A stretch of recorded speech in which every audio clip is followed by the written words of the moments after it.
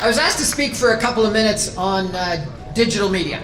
And let me, some of you don't know anything about me, so let me give you a couple of words, if I could, to try to justify that you should actually give me 5 minutes of your time to listen to me. So number one, I worked for some pretty good companies. I worked for the Walt Disney Company in Los Angeles, I worked for Molson Breweries, and I worked for 𝗕𝗿𝗄𝗧, a big pharmaceutical company here in Mississauga. And I currently, through Crombie Capital Partners, the company that I run as a financial advisory, my biggest client is the Ottawa Senators NHL hockey team. So beer, entertainment, and hockey, they're pretty good brands, and pharmaceuticals as well. So I think I've learned something through that. And actually right now I've started a new career, which is a little bit fun for me. You can hear me every night at 6 o'clock on Saga 960 AM. I've got a show at 6 p.m. every night, and once a week every Thursday on Canada 1 TV. So I've got a little bit of broadcast experience. So a couple of suggestions. I got five for you tonight. Number one, when you think about branding, and Michael did a very good job talking about branding, but a couple of things. Number one, the brand that you've got is your reputation. And so think about your reputation, how long it takes to earn a reputation and how quick it can be to destroy a reputation.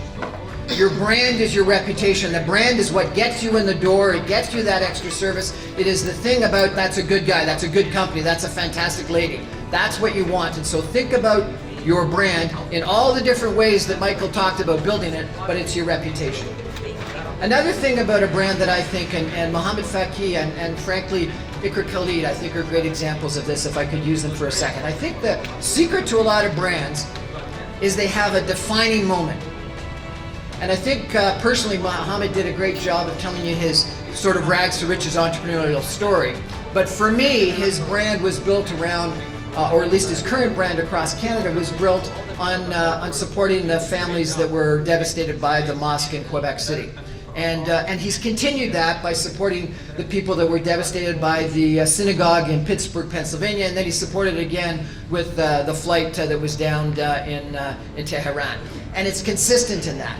And so I think you need to be aware when you're a brand, either as a company or as a person, because the reality is if a brand is a person, your brand is a company. You've got to be aware of those defining moments and make sure that you exploit them in an authentic, real way that you want to be remembered. You know you've made a good statement and created a defining moment in your brand if there is some controversy, where people wonder back and forth about it. And once you've got that defining moment, I think you've got to make sure that you're consistent with it longer term. You've got to exploit it longer term. You've got to build it longer term. The future is digital. The future is video. So a couple of years ago, we were all using fax machines. How many people have a fax machine today? And then we were all using emails. And then we were all using texts.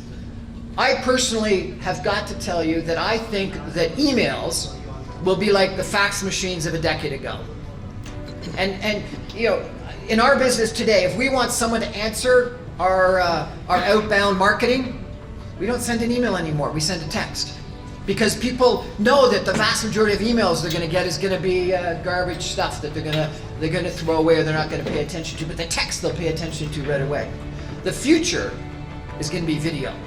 And so therefore, if you're not doing a video like we saw from Fusion 5, which I thought was extremely well done, need to do those videos. Videos are what people will listen to and watch. In a political event, a political campaign I was involved in recently, 85% of the emails that went out that had embedded video, people clicked through the video to watch the video. The click-through rate on emails that didn't have a video was less than 15%, the reciprocal of the 85. So video is the way of the future. Number three, and this is going to be a little bit scary, but it's artificial intelligence. So our best salesperson at the hockey team I'm associated with is an artificial intelligence salesperson. And she gets more leads than any other salesperson. Now she can't close the leads as of yet, but she responds within 2 hours of any inbound call. No salesperson can respond that quickly. And the vast majority of questions, not all, but the vast majority of questions she can answer. And she works 24/7. She never takes a break. She never has to go home. She is our #1 best salesperson prospector. She can't close, And so far she understands French, can't speak French. So we've got some limitations. But that's what artificial intelligence in sales does. And this is for a company, a hockey team, that is the #1 marketer of outbound email, text, video, etc. in the Ottawa marketplace. And artificial intelligence is more powerful than anything else. And then this is going to get even more scarier for you a second, if I could. Think about the future. I think it's actually going to be virtual reality. It's going to be immersive. Somehow, Fusion 5 is going to have to make you feel part of that digital video. 𝗕𝗿𝗶𝗍𝗍 is going to have to try to figure out how to make you feel like you're actually eating shawarma, breaking bread at that table that he talked about in a video that he puts up.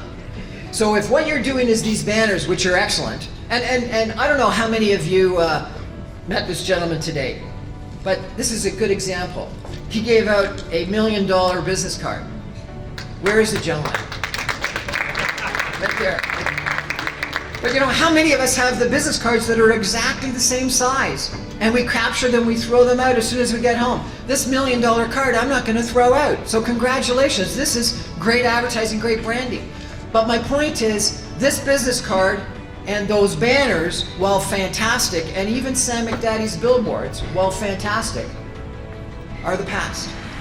The future is video, artificial intelligence, and even virtual reality. So start thinking about that in future. And then the last thing I want to tell you about in regards to, actually I've got two more, I apologize. On social media is the biggest way to build your brand or the easiest way to destroy your brand. And so therefore, and this is probably more for your teenage kids than anybody else, because probably all of us aren't as involved in social media as we should be and we could be. But today employers, based on polls, 85% of them are checking your references based on social media before they actually interview you. So they're going through and they're checking out what you say on Facebook. And I had this young lady come in and ask me as a mentor for some advice because she wanted to be a VP of HR. I checked her out on Facebook. Every single picture on Facebook had her drinking. She had a wine or a drink in her hand. She was the party girl. Facebook, her brand on Facebook was, I'm the party girl. And yet she wanted to get a job as a HR person guiding people through their careers. Make sure your Facebook, Instagram, social media presence is consistent with that brand that you want to create. And it's going to get even worse in the future, which is my last point. And this is interesting, and there's been a bunch of studies that have been issued recently on this, and you may be aware of them. #1, puberty, the age that teenagers reach puberty, has gone down by about 3 years. People used to reach puberty about 13, they're now reaching it about 10.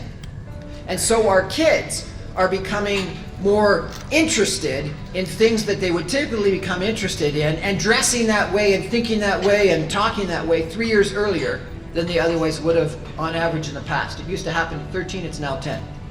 Second of all, during your teenage years, the brain, a teenage brain, goes through a process where it is very risk-oriented and then becomes a control mechanism grow. And that used to be at about age 18. Scientists now think it's 21, 22. So the teenage years, where you're very risk-prone and you need stimulation and you need all that excitement to grab your attention, are growing from 13 to 18, 5 years, to 10 to 21. It's a longer time period. And then some people think, well, the brain has matured and you've got now this frontal cortex that has been able to control you. What has ended up happening is teenage years are continuing to your 30. People aren't getting married, they're not getting houses, they're not getting jobs until they're 30, and so the teenage years are continuing even farther. And this group of people are the biggest population, biggest demographic block. And they've got the money, because they're getting the money from some of us as it goes down a generation. So they're the people that are going to be buying 𝗕𝗿𝗏𝗘𝗍's homes or buying the dinners at Paramount. And frankly, are the people that are going to be either voting for you or staying at home. It's the people we have to motivate. What's my point? Everything I talked about for that segment is even more important. So digital, vibrant, reputation online, virtual reality, video, everything that I've talked about is important, but even more important for the people that are between the age of 10 and 30. So if you want to be successful in the future, be wary of some of the things that I've mentioned. Build that brand, put it on social media, put it in video, and hire Fusion 5 to get it out there through virtual reality. Thank you very much.